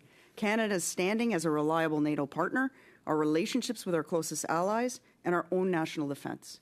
I'll close with 3 suggestions. First, that the government move this fall to design and implement new mechanisms and arrangements and develop with industry a sustained strategic partnership founded on transparency and trust. Second, cancel the planned cuts to D&D's budget, which amount to $810 million in 2024-25 and $908 million in 26-27 and beyond. And third, in Budget 2025, start laying out a transparent year-over-year fiscal track to get Canada to the 2% NATO defence spending requirement. We can't wait 4 years for the next defence policy to get started on the Defence Production Action Plan. Canada, like its NATO allies, needs to prepare for conflict to prevent it. Our commitments to NATO, including 2%, are fundamentally about global deterrence. Thank you. Run. Mr. Gallant, 5 minutes, please. Je suis ravi d'être ici. It's a pleasure to be here with you. Thank you so much for the invitation. Space systems and solutions are an essential part of Canada's defence strategy, contributing directly or indirectly to virtually all defence operations. Space Canada represents over 90 Canadian space innovators who collectively play an essential role in protecting the environment and combating climate change, bridging the digital divide, enabling humanity to explore beyond our planet, and of course, safeguarding Canada's security and sovereignty. Released a report entitled Matter More, a Canadian Strategy for a Changing United States. PPF makes several recommendations that reference space or space capabilities as well as industrial capabilities and the need for government-industry partnerships, including the following, entitled Deepen and Integrate All Aspects of Canada's Commitment to Space. And I quote, Space-based surveillance is a key element of future Arctic defense. Canada, with its huge geography and need for communications, has a long history of investment in space research and participation in space exploration. But those activities have too often been split into separate civilian and military compartments. And it goes on to say, Canada should commit more resources to military space surveillance systems, making procurement decisions in conjunction with the United States to ensure interoperability. Decisions on future space investments also should be made on an integrated basis that brings together government and industry. Canada has leading-edge private sector companies that can be partners on space-related investments and activities, end quote. Indeed, for a nation to compete in the race for the new space economy, an economy that is emerging and projected to be $1 trillion, if not $2 trillion globally on an annual basis by 2040, governments play a pivotal role, and their support is necessary. They help foster the space sectors as regulators, operational partners, capital providers, investors, funders, anchor customers, early customers, or even owners. It is with this principle in mind that Space Canada submits that the federal government should accelerate the delivery of identified space defense programs, engage directly with Canada's space innovators, expand defense research and development programs, establish a national space council to coordinate space priorities across the Government of Canada, and develop a dedicated commercial space strategy for Canada. To elaborate on the latter point, I will quote a brief Space Canada wrote and submitted to the federal government earlier this year. Canada's closest allies have all integrated commercial capabilities into their national strategic vision. Australia has integrated commercial components into both their civil and defense strategies. The UK has an overarching national strategy that includes civil, commercial, and defense components. And the US has a national space policy that connects civil, commercial, and defense components as well. For its national defense, the U.S. Department of Defense released a defense commercial integration strategy, and the United States Space Force recently released a commercial space strategy for integrating more commercial capabilities into the Space Force enterprise. Canada should clearly articulate a commercial space strategy to take maximum advantage of the capabilities at home. This would enable Canada to keep pace with allies and partners and to get the most out of the Canadian space industrial base. At the heart of this commercial space strategy should be the principle of build only what you cannot buy, as established by the US DoD and the UK.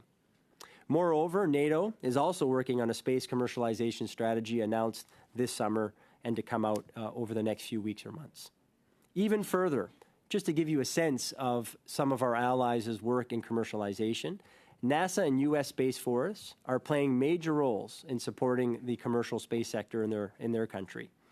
To give you an example that puts, I think, all of this in context, consider the passage from a Harvard Business Review article saying, and I quote, roughly 90% of the first $1 billion invested in SpaceX came from NASA's contracting arrangements, bringing some predictability to an inherently risky venture. I look forward to discussing this pivotal topic and the role of space in securing Canada's defense and security with you today. J'ai bien hâte de discuter avec vous de tous ces sujets. I look forward to further discussing the pivotal role space plays in securing Canada's defense and security. In my opening remarks. The importance of the role of space in defense is summed up by the New York Times just a few weeks ago, and I quote, almost as soon as the next U.S. president is sworn in, questions about countering China's military buildup in space and cyberspace, on the seas, and in the nuclear missile silos that have suddenly appeared in the Chinese desert will sweep through those Situation Room meetings. Alors, ce sujet est très important et je vous remercie encore pour la possibilité. Thank you for the opportunity to have this discussion with you. We'll open our 6-minute round with Mr. Bazan. Thank you, Mr. Chair. I'd like to thank our witnesses for appearing today. Ms. Cianfrani, yesterday, CATSI posted on LinkedIn saying the United States defense and security inform every aspect of a bilateral relationship. To be taken seriously in Washington, Canada must begin laying out a transparent year-over-year fiscal track to meet its NATO commitments. And that was linked to a news story that headlined, the U.S. needs a few good allies. Does it still need Canada? Can you answer that question? Does the U.S. still need Canada? I think it does need Canada, of course. We are the northern flank, if you want to call it that. We have a responsibility under NORAD to defend the Arctic territories, and we know the proximity to Russia and China's interventions in the north are our responsibility. So yes, the United States very much does need Canada to be an active, engaged, and funding partner, in particular, of NORAD. So in the decision announcement by Minister Jolie that Canada was going to no longer import or export any material that's used in defense weapons that might end up in Israel's hands, does that again undermine the relationship between us and the United States? So, or can you tell us how your contacts in the U.S. are viewing that decision? Because they might be exporting to some of our other allies, but they can't get, because they might have a client in Israel and the IDF, might not be able to get, into the supply chain parts from Canada. So the concern that industry has is we never question the decision that is made because the government is our regulator. So we will comply with whatever the Canadian government decides with respect to what goods can go to what particular countries. But we do take two exceptions in the case of the way in which the decision was made to, let's call it, ban extraterritorial, perhaps, exports to Israel through the United States. One is in the way in which it was transmitted to industry, which is, again, us learning about something of this magnitude in an ad hoc media conversation. What is worse is that the department at this point in time is unable to clarify for us, for the sector, to what degree this decision extends, meaning does it extend to parts and components within platforms like F-35, for example? And because the department cannot give us clarity on that, there is a concern coming out of industry that this will harm 50% of our market share, which is our export market with the United States, largely serviced under the Defense Production Sharing Agreement. So yes, there is much nervousness as we are one of the biggest supply chain partners for United States platform manufacturers. Yeah, and that, you mentioned F-35, that also goes to the Stryker, right? That Canadians have parts and components on, right? not uniquely, some of the major platforms. Now, were you or any of the three of you consulted by the government in the development of the DPU? Was industry talked to about it? Yeah, all three, good, because we didn't have that with academics. Now, I know that at a CATSI conference not that long ago, that Minister Anand and General Wayne Eyre, going back a couple of years ago, after the full-scale invasion of Ukraine started with Russia, said that Canada and the defense industry must be moved to war footing. Do you feel confident that the government's given you the proper direction and contracts to move Canada onto a war footing? No, we are not on a war footing whatsoever. The urgency and let's call it the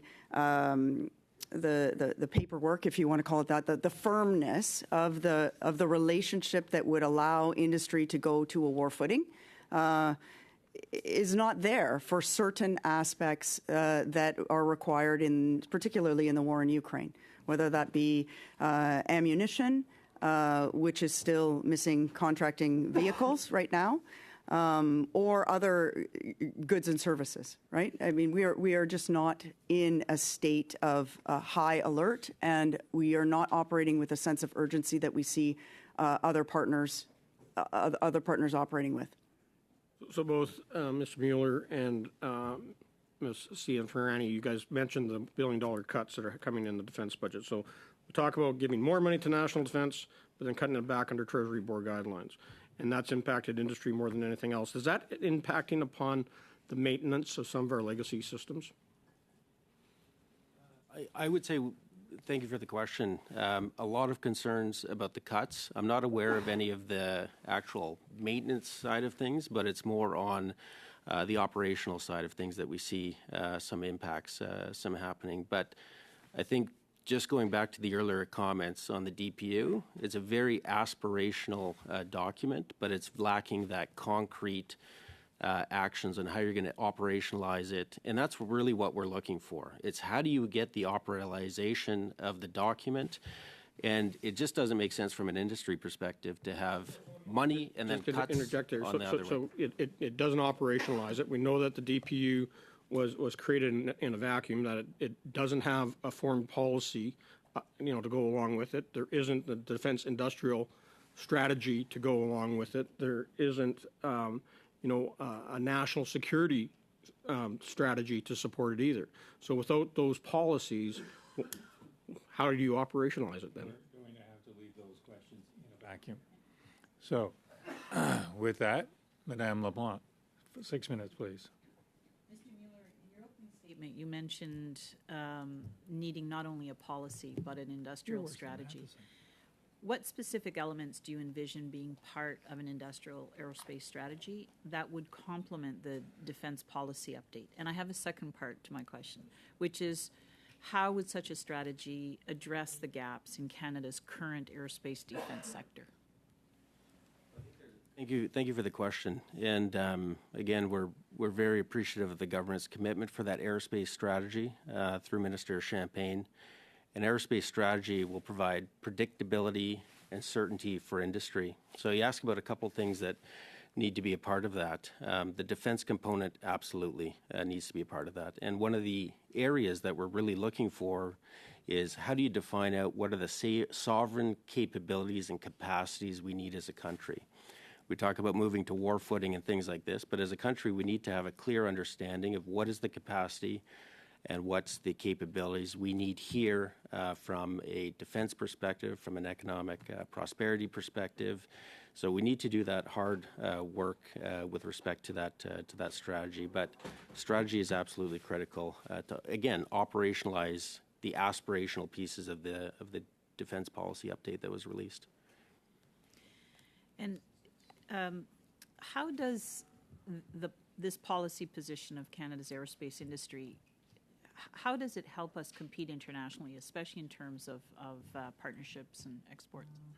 Well, you look internationally, and I had mentioned Australia, but you look at the UK, you look at the EU, you look at the US, they all have defense industrial strategies. And it really provides industry the certainty on where to invest, on where the government is going, where the country is going, Because right now we're stuck into a cycle of a transactional approach to defense procurement. And without that strategy in place, how do you start to align all the different things that need to be discussed? I was listening to the earlier panel, and workforce development is an example. So you have the CAF that's struggling with that. You have industry that's struggling with that also. But without that strategy in place to, again, operationalize and institutionalize the aspirational parts of the defense policy update, we're left in that vacuum again of not knowing where to invest, where we're going to go, what are the timelines, and that's absolutely critical. In your opinion, what do you see as the key strengths of the new policy and of Canada's airspace sector, and do you believe these strengths will have long-term benefits for the industry? So we were consulted by two previous defense ministers on the defense policy update, and we were pleased to see some of the language that we had proposed within that. One, making sure that there is consultation with industry and that renewed relationship with industry. 4-year review, again, incredibly important. So again, there's very good things within the defense policy update, but it is what's next. You know, the industrial policy that is required to align this. How do we institutionalize and operationalize that new relationship that the minister has put down? So there's a lot of work that needs to be done, and we need to send that signal to industry, to our international allies, and our competitors also. Would the other two witnesses like to add to that question? I think certainly having some of the capabilities, and in the case of the DPU, it really looks more like equipment purchases than it does like capabilities. So it's described as we're going to buy these things. I think that at least gives a signal to industry about what direction we're going to go in terms of what we're going to buy. So from that perspective, it does contain important and very necessary commitments to how we are going to start to build up our defense industrial base. What it doesn't do, though, is distinguish between what will be sovereign and protected, if you want to call it that, and what we will acquire from other nations. So that's like a shortcoming of the policy itself. I'll leave it at that. Thank you. I would simply add to my colleagues' comments that it's great to have a plan, and certainly I want to acknowledge that the update, the review contains some elements that we think are important for space, and it felt like there was a bit more of a recognition of the importance of space when it comes to defense. But a plan is sort of worth what it's written on, in the sense that unless you actually execute and procure the things you plan to do, then it's not really worth much. So certainly we are concerned of the delays in procurement in defense in general, and then even more specifically for space-related defense capabilities. We think that space is a very innovative sector, and if it takes years to procure something that you think you needed 7 years ago, whatever the case might be, then what you actually end up getting through that journey of procurement might be outdated. So certainly we would just like to see these investments made as quick as possible. And I think if we're being honest with ourselves, we can kind of come and say that, and we've said that to the minister and the team. We can say that, but unless there is some type of structural change to figure that out, then we're going to be waiting for some of the investments that I think are good from a space perspective to actually come to fruition. And certainly, let me just add as well, I'm of the view that we need to get to 2%, 2% to meet our NATO target for various reasons. And I'll just add this isn't really with my Space Canada hat on, more so just as a Canadian citizen, but we had a Democratic president on the floor of Parliament, Barack Obama, when he visited, and all positive, except he addressed the fact that we need to invest more when it comes to defense. And then we have a obviously former, but at the time current president in Trump, a Republican, obviously saying the same. So both parties in the U.S. are saying it, and they're saying it for a reason, maybe different reasons, but nevertheless, they're hearing that, or it's a very palatable argument for that will resonate with Americans for the U.S. to be able to retreat from important international institutions that we need to be a part of. Unfortunately, we're going to have to leave the answer there. All good. It's the former politician you have to rein in. That's the issue. Yeah. Absolutely. Yeah. Madame Michaud, welcome to the committee. 6 minutes, s'il vous plaît. Merci, Monsieur. Thank you, Mr. Chair.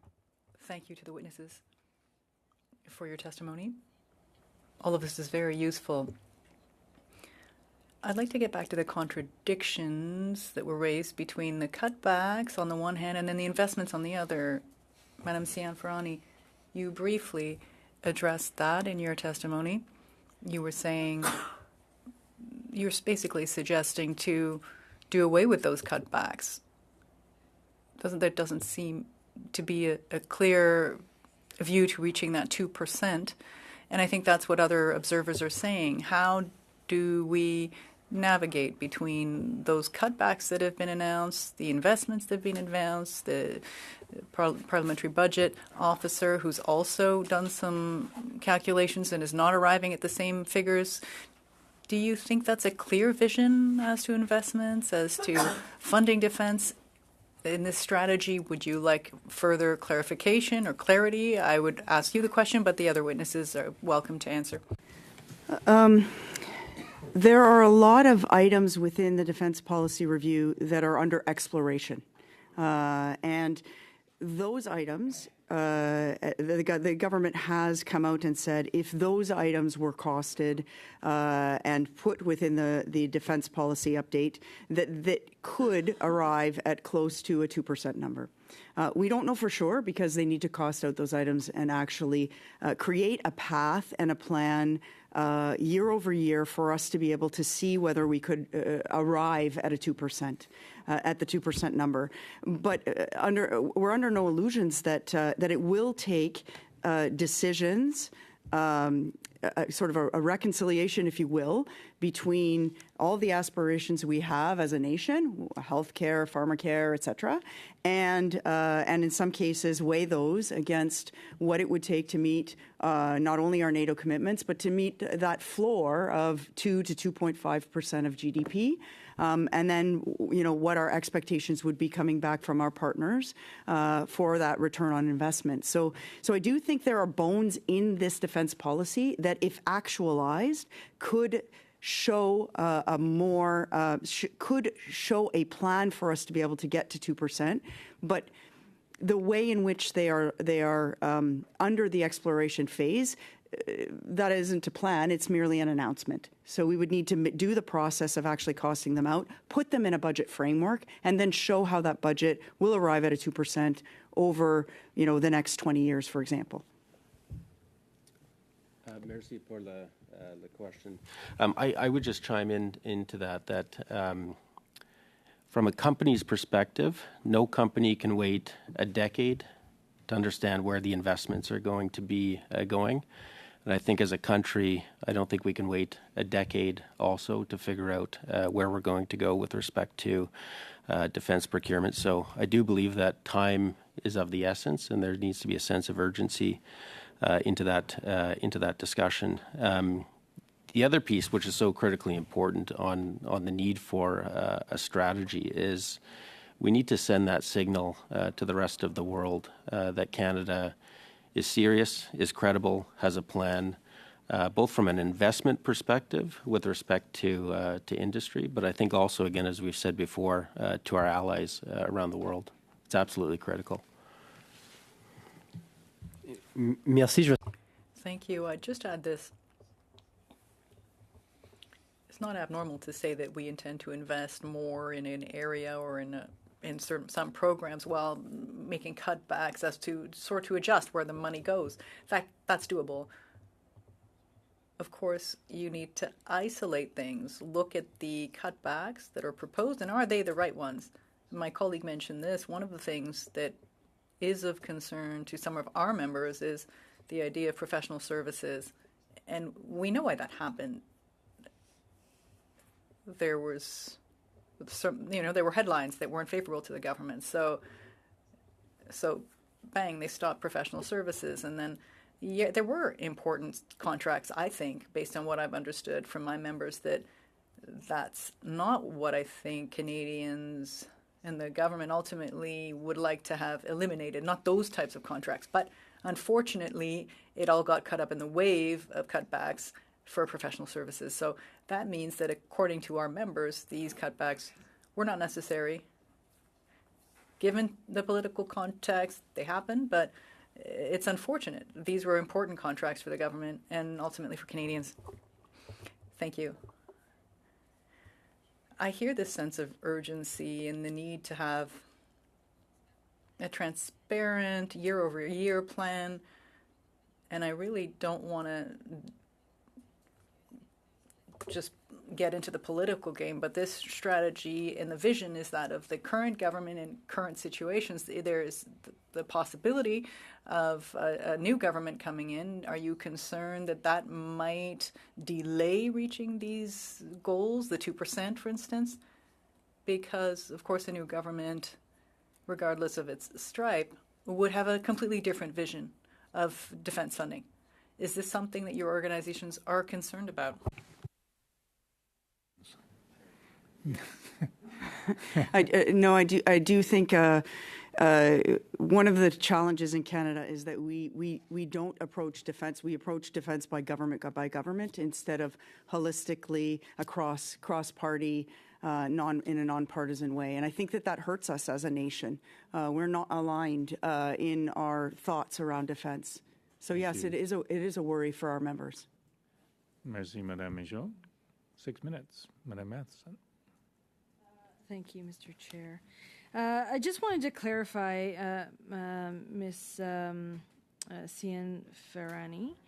Okay. You said that the department didn't give you any clarity on the changing of those arms exports in enough time or with any sort of clarity. Like, they still haven't to date given you that clarity that the industry needs. That's correct. That's what you said? Yeah. Okay. So that's interesting. If Canada was consistent in how we treat our arms exports in terms of sticking and being consistent to those nations that violate international law, would that provide the industry with the clarity and the consistency that it needed? I think there is an element of predictability that we would like to have, but we do recognize that this is an area where the government will take decisions that the industry may or may not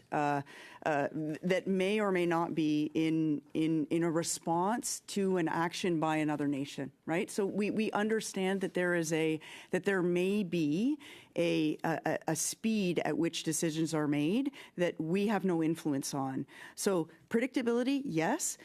I think for us is once a decision is made, it is that we can go to the department, and the department is very, very clear on what that good service, product, whatever, what, how, and to the degree to which it will be restricted from its exportability. And so the inability for us to get those answers and then companies to adjust their practices immediately is the most problematic aspect of it. Notwithstanding the fact that it's unpredictable, and that the method by which we are often informed is in a public domain space as opposed to being sort of pre-informed before a decision like that is made. So given sort of a warning that this may transpire. You represent quite a few, yes, companies, but I would imagine that many of them, they don't necessarily wait for a government to make those decisions, especially when we're talking about the violation or the instigation of war crimes. Those are individual decisions as well for industry. Companies will not make those decisions on their own because they don't have access to the information that the government has to be able to make those decisions. So they wait for the government to signal that there is a challenge in a particular country with a particular good, and then we wait for the details of how that export and or sanction will roll itself out. To shift gears a little bit, I've certainly talked a lot about, and we've heard from this committee a lot about the aligning of defense policy with industrial policy, that we need the robust domestic industry to get where we need to be. That Made in Canada approach that I've often tried to discuss at this committee ensures that we're spending the money, taxpayers' money within Canada to benefit Canadians, to benefit workers. Can you talk about that a bit more in terms of how the DPU is or is not addressing that? Yeah, I mean, the DPU strangely addresses it, but only in reference to a defense industrial strategy. So by nature, what you would do is you would have this defense industrial strategy or defense industrial policy. You would identify key capability areas where you want sovereign capability within the country, and then you would align all your programming processes and procurements around ensuring that that sovereign capability remained within Canada. You would also decide what you are going to purchase from your allies at that same time. So, for example, if we feel that airframe platforms are largely going to come from our allies and that we will be more interested in parts, components, sensors, and things like that, we would articulate that in a defense industrial strategy, and then we would let that guide us when it comes to making decisions about what we're procuring and the speed at which we procure those things. In other words, sole sourcing from Canadian firms, for example. I've heard from a lot of companies that within Canada, they don't bid on Canadian contracts because either the process is too complicated or because of Canada's over-reliance on what they call urgent operating requirement procurement, so filling in short-term very quickly. They can't meet that need. I certainly heard that today. Could all of you comment on that as well? Vote first. Sure, I'll take a crack at that. The complexity of the procurement process is incredible, and I'll just give you one anecdote from a company bidding on a same-size contract in the U.S. and in Canada. In the U.S., it is a binder full of information that they're asking, and in Canada, they weighted, and I think it was 45 pounds of paper. So. Just the amount of material that's being generated oftentimes on this is incredible. So there's definitely ways to streamline the procurement, make it risk-based approaches. So do you need the amount of information for something very simple?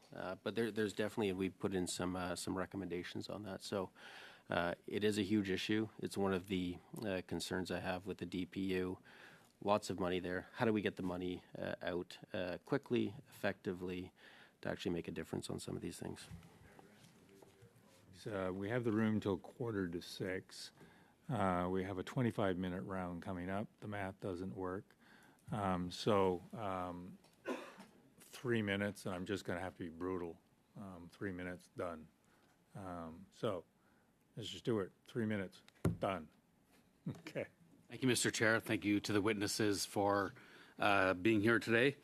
I want to draw attention to a statement in the DPU that says, quote, building of an innovative and effective defense industrial base, which leads me to the fact that we've had an underinvestment in our military over the last number of years, and in that we've seen kind of a stagnating growth potential in defense industry. So where would you suggest the government directs its investments in defense to create homegrown manufacturing, both in hardcore manufacturing, but also in creating IP that can then be exported to our allies and thereby create a greater GDP for Canada and the defense industry? Can I make a small correction in your statement? So the defense industry has actually grown 10% over the last few years because of the injection of basically the world market demand for defense-related goods. So I think that's important to contextualize. It's not, there is demand. To your point on Canadian competency, we have incredible Canadian competency in space, as my colleagues alluded to. In fact, we're world leaders in space and space exploration. We have incredible Canadian competency in things like, well, you were talking about it earlier, artificial intelligence, quantum computing. We have incredible Canadian capability on the conventional defense side in sensor and sensing capabilities, in underwater capabilities. We run our shipbuilding programs, and in land vehicles, in particular light armored vehicles and other lighter APVs. So those are just some areas. I mean, I could continue listing them. Maybe my colleague can give you some examples in the aerospace domain. Well, I think you actually have to step back, and it's what we need to do this together. And we talked about the foreign policy, we talked about the industrial policy. You need to make sure that everything is aligning and you identify the capabilities that is required. And industry and government needs to come together to do that, to define out what is required from our defense capabilities, what's required from an economic perspective. So that hard work has to come. I think the DPU sets the stage for that, but we haven't seen the follow-up to any of those pieces yet. But I think you've identified very correctly what the issue is. Is there adequate amounts of Canadian IP being incorporated into the products that are being manufactured in Canada? Intellectual property, yeah. In Canada, yes. Yeah. I think the bigger question is on some of the other procurements, how do you make sure you have the intellectual property, again, to find out on what the core capabilities we need is incorporated into some of those. Thank you very much. I'm going to be brief. You all mentioned about industrial policy, strategy, and the importance. You just referred to all your members and the enormous capabilities that Canadian company can offer. We talked all the time about innovation, creativity, being ready to help, our defense team here. Could you be more specific in terms of, as we are writing a report, industrial policy or strategy? I know there was some reference, but you know the industries, you know who is the actor. If you were to suggest to us as parliamentarian, what would you like to see more specifically into the industrial strategy? And I know there was policy mentioned. Take a crack from an aerospace perspective again. Thank you for the question. Again, very positive signals from the government and Minister Champagne with respect to that. Defense has to be a part of it. We talked about operationalizing and institutionalizing the DPU, absolutely critical. Reforms to procurement to give that certainty, predictability that's there. Innovation is a huge piece. How are we supporting innovation, both on the defense side and then the civil side, and what's the crossover to that?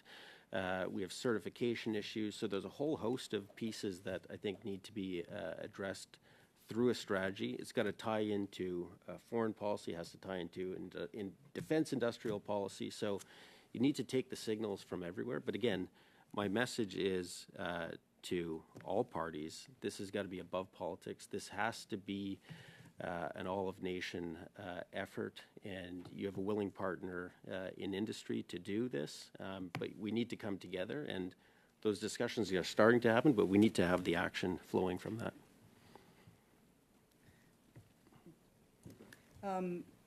I certainly do think one of the key pieces of a defense industrial policy would be, you need CAF D&D to articulate the capabilities it needs for its force projection. So it comes from CFD, basically, Chief Force Development, and the CDS to articulate the CAF needs certain capabilities for it to project it. Force project in line with Canada's aspirations under its foreign policy.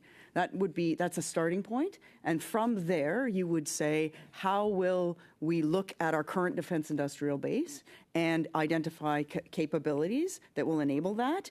And what capabilities are we missing that we will obtain perhaps from our allies and or that we want to build in this country for the future? Right, that is a foundation of the questions that you would ask when starting a defense industrial policy, in my opinion. since they didn't all have time to reply, is there possible that if you can send us some remarks about some suggestions, it would be greatly appreciated. 1.5 minutes, Mesdames et Messieurs. Merci, Monsieur le Président. Thank you, Mr. Chair. The update seems to focus a lot on digital, new technology, AI, that could in some ways save the forces. So the end of recruitment wait times, the archaic systems that exist from a technological standpoint. There's talk of the cyber command.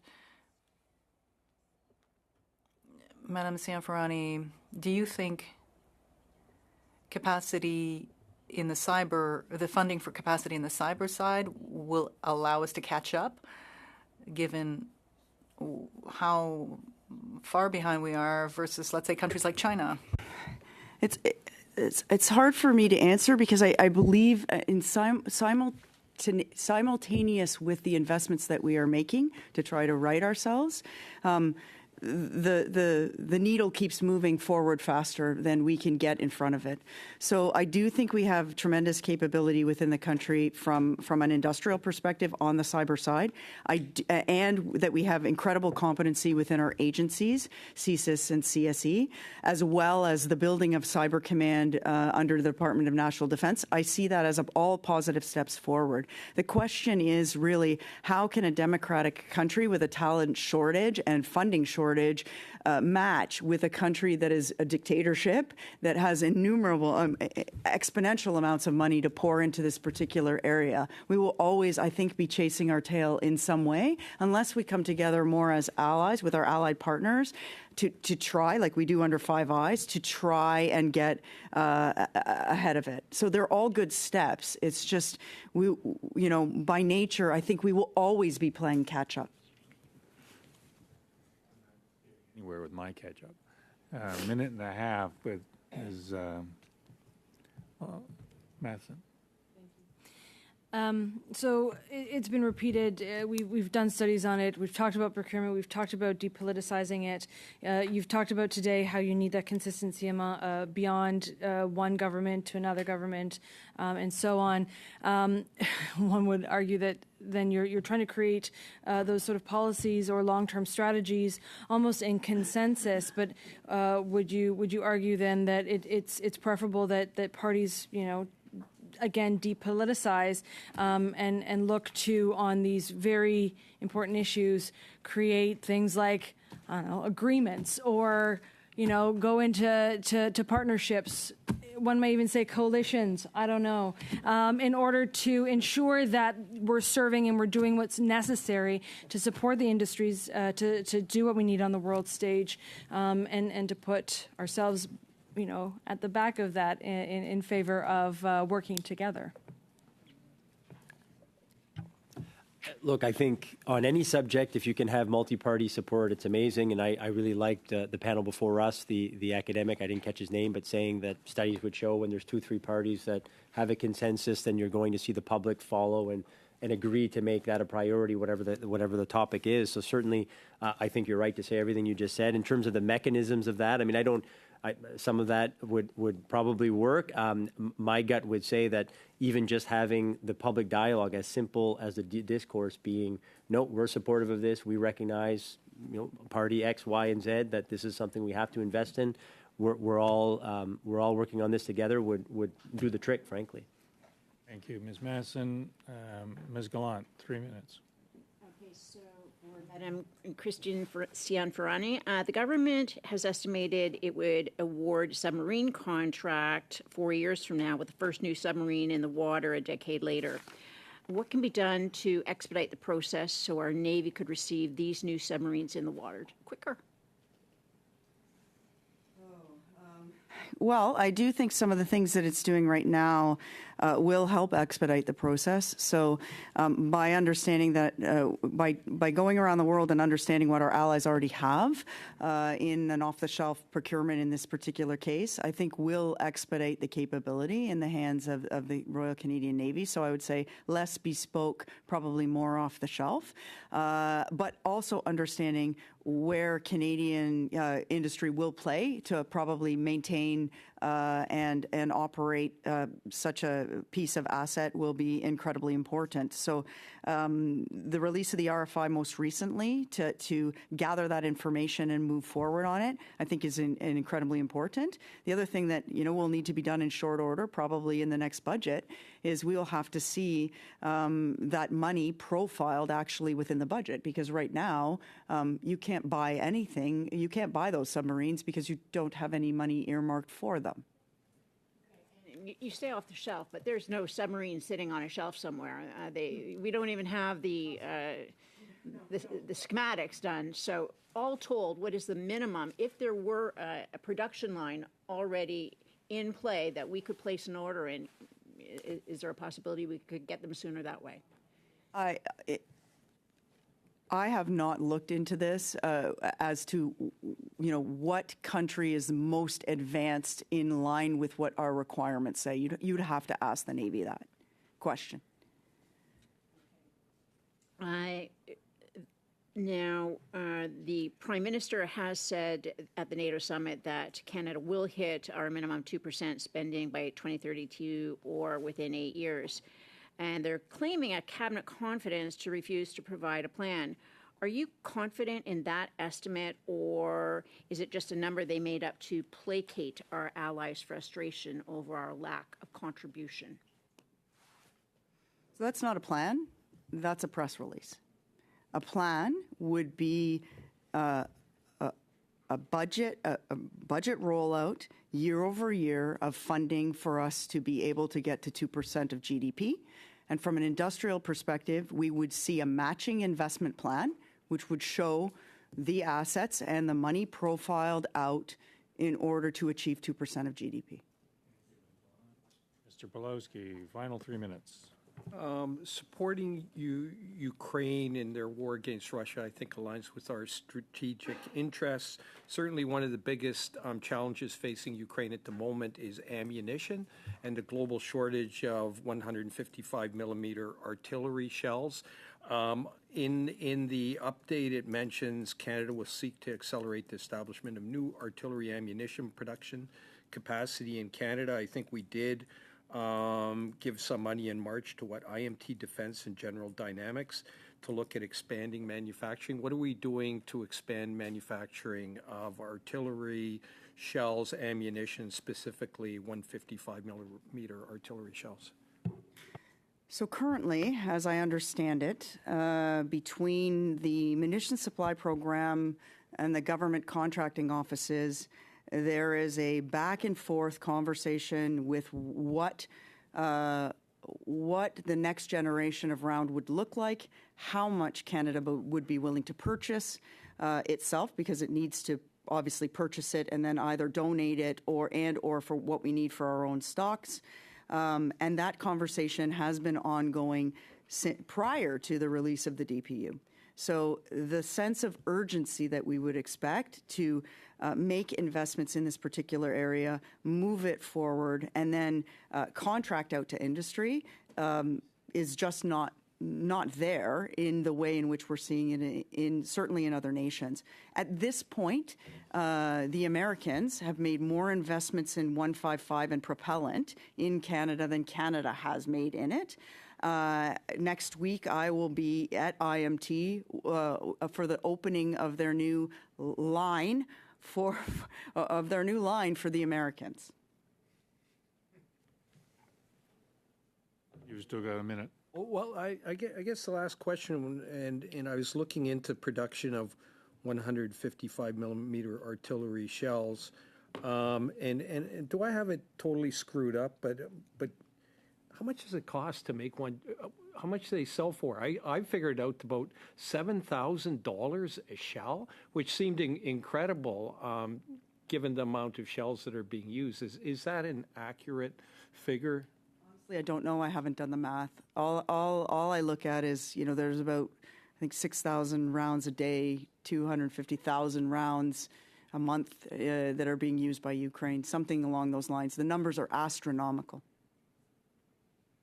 Mr. Pulaski, unfortunately, I have to gavel this meeting to a close. I appreciate, as does the committee, your presence here and your patience. Your contribution to our review of the DPU is most welcome. The more questions we ask, the more questions we have. And it seems to be almost endless in this thing. But again, thank you. Colleagues, we will meet again on Thursday morning. We have the new Chief of Defense Staff and the new Vice Chief of the Defense Staff for the first hour. And on the second hour, Representative Singh from the Taiwanese office. And we'll go from there. So with that, meeting adjourned.